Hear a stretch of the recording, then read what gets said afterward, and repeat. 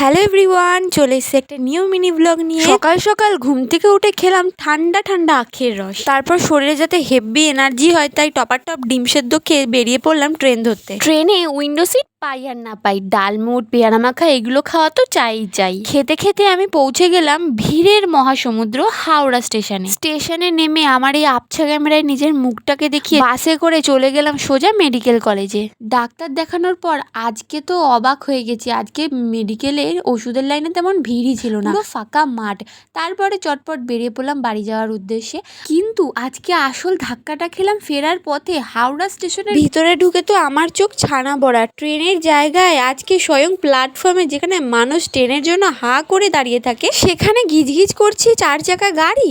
মনে মনে ভাবলাম এবার থেকে কি এই প্ল্যাটফর্মে ট্রেনের বদলে 4 চাকা গাড়ি চলবে নাকি রে ভাই, খতরনাক কাণ্ড। তারপর এইসব কথা বাদ দিয়ে আমি ট্রেনে উঠে কাঁচা ছোলা মাখা খেতে খেতে চলে গেলাম সোজা বাড়ির দিকে। তারপরে বাড়ি পৌঁছে স্নান করে চটপট ভাত খেয়ে নিলাম। ভাত খেয়ে একটু রেস্ট নিয়ে রেডি হতে শুরু করে দিলাম হ্রদ দেখতে যাওয়ার জন্য। চটপট রেডি হয়ে বেরিয়ে পড়লাম হ্রদ দেখতে। বাড়ি থেকে বেরিয়ে কিছুটা পথ যাওয়ার পর এত জ্যামে ফেসে গেলাম যে ওই গাড়ির ভিড়ের মধ্যে দাঁড়িয়ে দাঁড়িয়েই 3-4টে হ্রদ দেখে নিয়েছিলাম। চলো একে একে করে তোমাদেরকে হ্রদগুলো দেখাই।